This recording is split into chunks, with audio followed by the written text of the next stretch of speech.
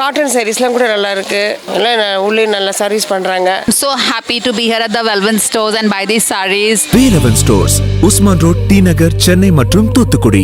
வணக்கம். முதல்ல வேட்பாளர் வாழ்த்துக்கள். நன்றி. எப்படி சார் பாக்குறீங்க? ரொம்ப பேர் எனக்கு சீட்டு கொடுக்கல அப்படின்னே கட்சியிலேருந்து போறாங்க. அது நம்மளே பார்த்துக்கிட்டு சிலவங்க போகும்போது எனக்கு ஒரு இடம் இருக்குது. இந்த மாதிரி அண்ணா அங்கீகரிச்சிருக்காரு. என்ன காரணம்னு நினைக்கிறீங்க? ஒரு தலைவன் அப்படிங்கிறவர் அடுத்தடுத்த தலைமுறைகளுக்காக யோசிக்கணும்.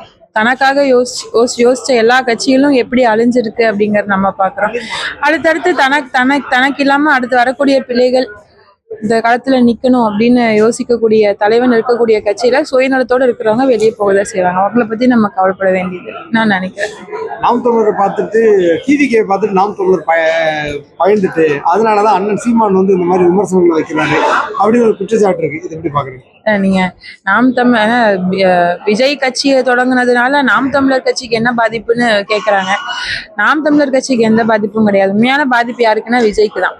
விஜயை நம்பி இருக்கக்கூடிய அந்த நிர்வாகிகளுக்கும் அவங்களுக்கு வாக்கு செலுத்த போற மக்களுக்கும் தான். இப்ப நமக்கு என்ன இருக்குன்னு சொல்லுங்க. இத்தனை தேர்தல் தோத்தாச்சு, இதுக்கப்புறமும் துணிஞ்சு நிக்கிறோம். இதுக்கப்புறமும் மக்கள் தோக்கடிச்சாலும் நம்ம தொய்வாக போறதுல அடுத்தடுத்து இளைஞர் பட்டாளத்தை உருவாக்குவோம். அடுத்த தலைமுறைகளை உருவாக்கி இந்த காலத்துல விட்டுட்டு போக போறோம். நமக்கு என்ன இருக்கு? ஆனா ஒரு ஸ்டாம்பைட் நடந்து 40 உயிர் போனதுக்கே துணிஞ்சு மக்கள் காலத்துல நிக்க முடியல.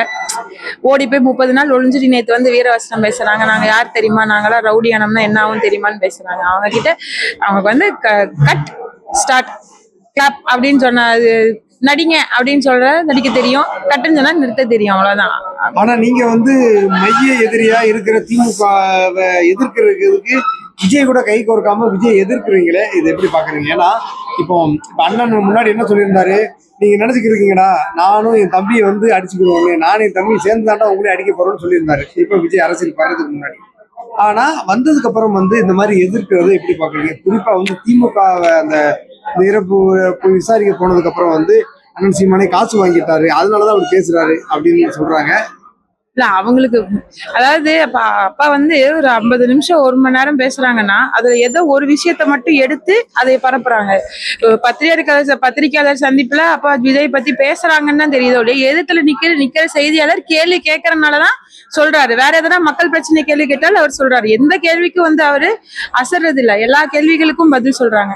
நீங்க இந்த ஸ்டாம்பேடு பத்தி கேட்டீங்க. என்னன்னா தெரியல, அவங்களுக்கு என்ன பண்றதுன்னு தெரியல, கட்டமைப்பு இல்ல. நீங்க கேட்ட கேள்வி நான் மறந்துட்டேன். அதுதான் இந்த மாதிரி விஜய் நீங்க ஏன் எதிர்க்கணும்? ஓகே. தமிழ் இனம் காலம் நம்ம வரலாற்றிலேயே தமிழ் இனத்துல ஒரு தலைவன் வீர் கொண்டு வருவான். அவன் எந்த இடத்துல தோக்கடிக்கப்படுவான்னா அவன் கூடயே ஒரு துரோகி இருப்பான். தெரியாம அவன் கூடயே இருப்பாங்க. அப்பா நம்ம பையன் கூட பேசுறாங்க, எல்லாம் என்னென்ன பண்ணணும், கட்சி எப்படி பண்ணணும், அரசியல்னா என்னன்றது முதற்கொண்டு எல்லாத்தையுமே அப்பாட்ட கேட்டு தெரிஞ்சுட்டு போய் முதல் மாநாட்டுல அவங்க கொள்கையை சொன்ன உடனே முதல்ல கண்டுக்கிறாரு, இவன் நமக்கு துரோகின்னு. காலமா துரோகிய ஏதோ தன் நான் சொன்ன சுயநலத்துக்காக கூட வச்சுக்கணும்னு நினைக்கிறவங்க வச்சுப்பாங்க. நமக்கு சுயநலம் ஏன் நீங்க அந்த அளவுக்கு எதிர்த்தரணும்? ஏன்னா அவங்க இதுவரை ஒரு அரசியல் நீங்க எனக்கு எதுவும் தெரியலன்னு சொன்னீங்கன்னா நம்ம கத்துக்கட்டும்னு விடுவோம். எனக்கு எல்லாமே தெரியும்னு பேசுறவங்களை எப்படி கத்துக்கணும்? தெரிஞ்சு வேணும்னே பண்றீங்க தானே.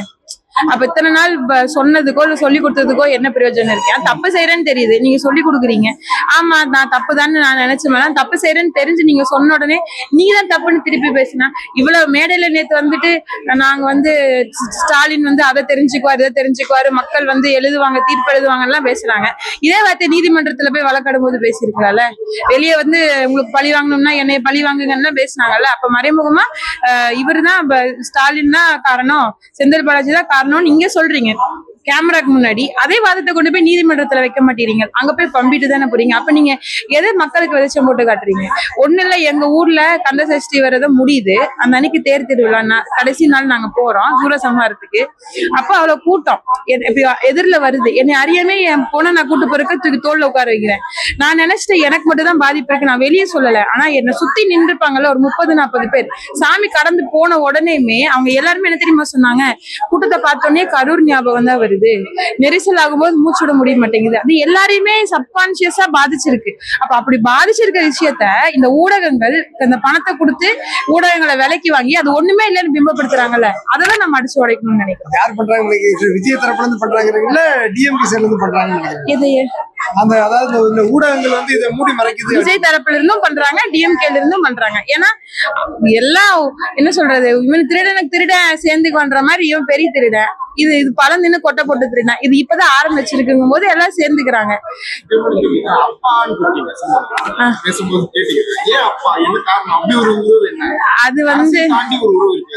அது வந்து என்னன்னா, இப்போ ஒரு வீட்டுக்கு ஒரு தலைவன் தகப்பன்றவர் தான் ஒரு வீட்டுடைய தலைவன் இல்லையா? அந்த தலைவன் வந்து எப்படி யோசிப்பாருன்னா, ஒரு இளைஞனா குழந்தையா பிறந்து இளைஞனா வளர்ந்து அடுத்து படிச்சு ஒரு வேலைக்கு போய் ஒரு குடும்பம் உருவான உடனேயுமே தன்னை அறியாமையே ஒரு எண்ணம் வரும்ல, தன் மனைவி நல்லா இருக்காளா, தன் அம்மா அப்பா நல்லா இருக்காங்களா, தன் மனைவியோட அம்மா அப்பா நல்லா இருக்காங்களா, அவங்க சுற்றம் நல்லா இருக்கா, நம்ம பிள்ளைங்களை கொண்டு வந்துட்டா அவங்க எப்படி வாழணும், அவங்க எப்படி படிக்கணும், அவங்க எப்படிப்பட்ட ஒரு மனநிலையில இருக்கணும், எப்படிப்பட்ட சமூகத்துல அவங்க வாழணும், அவங்களுக்கான தேவைகள் நம்ம பூர்த்தி செய்யறோமான்ற ஒரு அக்கறை இருக்குள்ள ஒரு தகப்பனுக்கு, ஒரு வீட்டின் தலைவனுக்கு என்னென்ன எண்ணங்கள்லாம் வருதோ அதே மாதிரி ஒரு நாட்டின் தலைவனா இவர் இருந்து தன் கீழ் இருக்கக்கூடிய குடும்பம் எப்படி வாழணும்னு நினைக்கிறார், தன் இனத்தின் மக்கள் அப்படி வாழணும்னு நினைக்கிறார். அதனால அவர் எனக்கு அப்பாவா நான் நினைக்கிறேன். அடிக்கடி இப்ப 4 நாளைக்கு போன எங்கன்னா மேட்டூர்ல நடந்த கூட்டத்துல வந்து நான் இல்லைனாலும் அடுத்து என்னுடைய தலைமுறை பிள்ளைகள் இதை கொண்டுட்டு போவாங்க அப்படின்னு சொன்னாரு. அடிக்கடி அந்த வார்த்தையை இப்போ வர சொல்லும் போது பாருங்க, என்னை அறியாமையே கண்ணுல தண்ணி வருது. அவர் அடிக்கடி அந்த வார்த்தையை சொல்லும் போது என்னை அறியாமே எனக்குள்ள ஒரு பயம். ஏன்னா இப்ப எனக்கு 28 வயசு. 28 வருஷத்துல எங்க அம்மா இல்லை, எனக்கு அப்பா இருக்காங்க, அம்மத்தா இருக்காங்க. ஸோ ஒரு ஸ்ட்ராங்கான ஒரு பேஸ்மெண்ட் இல்லாம வளர்ந்து நமக்குள்ள ஒரு ஏதோ ஒரு விஷயம் நமக்கு எல்லாமே தெரியும், ஆனா ஏதோ ஒரு விஷயம் நம்மளை தடுக்கும். அது என்னன்னு பார்த்தா உன்னால முடியும்னு சொல்றதுக்கு எனக்கு யாருமே இல்லை.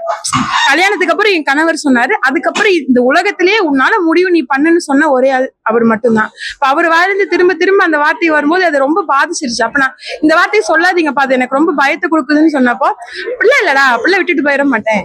அது என்னன்னா வெளியே இருக்கிறவங்களுக்கு தெரியணும், நான் இல்லைனாலும் என் பிள்ளைகள், இப்ப ஸ்டாலின் இல்லைன்னா அடுத்து யாரு, இப்ப அம்மா இறந்துட்டாங்க அடுத்து யாருன்னு அப்படி கிடையாது. என் பிள்ளைகள் இருக்காங்க, அவங்க இந்த தலைமுறை இந்த இனத்தின் விடுதலையை தூக்கிட்டு போயிடுவாங்க. இந்த மாதிரி எத்தனையோ சீமானுடைய கூட இருந்தவங்களை பார்த்திருப்பாங்க, பெரியப்பா சித்தப்பாக்கள் மாமாக்கள் மச்சான்களை பார்த்துட்டாங்க, தம்பி தங்கச்சிகளை பார்த்துட்டாங்க. அடுத்து பிள்ளைகள் நாங்க வரோம். எங்களுக்கான உணர்வும் எங்களுக்கான கோபமும் இருக்குல்ல, அது ரொம்ப அதிகம். ஏன்னா எங்க அப்பா கூட பிறந்த அண்ணன் தம்பி அவங்களுக்கு எல்லாம் கடந்து போயிடுவாங்க. ஆனா பிள்ளைகள் நாங்க கண்ணு முன்னாடி தன் தகப்பனா நினைக்கக்கூடிய ஒருத்தர் இந்த உலகம் விமர்சிக்குது, கேவலப்படுத்துது, அசிங்கப்படுத்துது, இவ்வளவு உணர்வா இருக்கிறவரை ஏன் இந்த உலகம் இப்படி சாடுதுன்னு நினைக்கும் போது ஒரு கோவம் வருது. அது எங்களால இப்ப வெளியே காட்ட முடியல. எங்களுக்கும் அவருக்கு எதுல போட்டினா பொறுமையா இருக்கிறது, பொறுமையை கத்து கொடுத்துட்டாரு. என்னை விட நீ பொறுமையா இருக்கணும், இந்த விடுதலை நீ வென்றெடுக்கணும். அப்ப அந்த பொறுமையில போட்டி வரும்போது இன்னும் ஒரு 5 வருஷம், இன்னும் 2 வருஷம் அப்படின்னு போயிட்டு இருக்கோம். அதனால எனக்கு கல்யாணம் நடக்கும்போது நான் கட்சியில இல்ல, எனக்கு என்ன எல்லாரும் கல்யாணம் பண்ணிக்கும் போது எனக்கு ரொம்ப ஆசையா இருக்கு. இதுக்கு இன்னொரு கல்யாணம் பண்ணிக்க முடியாது, இன்னொரு தடவை பண்ணிக்க முடியாது அதே மனுஷனை. அதனால என்னன்னா என் பிள்ளைகளோட கல்யாணத்தை அவர் தலைமையில நடத்தி வைக்கணும், அத்தனை வருஷம் அவர் வாழணும், அவ்வளவுதான். பேரன்பு நிறைந்த இந்த மகள், பேரன்பு நிறைந்த அடிமனசுல இருந்து உங்களுடைய பிறந்த நாள் நல்வாழ்த்துக்கள். இந்த ஒரு தகப்பனை உங்களையே உங்க குடும்பத்துக்கு பாதுகாப்பா கொடுக்க வேண்டிய கடமையும் பொறுப்பும் ஒரு மகளா எனக்கு இருக்கு. அதனால இன்னும் 100 வருஷம் இல்ல, என் பிள்ளை கல்யாணம் வைக்கிற வரைக்கும் நீங்க நல்லா இருக்கணும், ஆரோக்கியமா இருக்கணும். நான் மாவீரர்கள் கிட்ட அதை தான் நான் வேண்டிக்கிறேன். அவர் பத்திரமா பாத்துக்கங்க.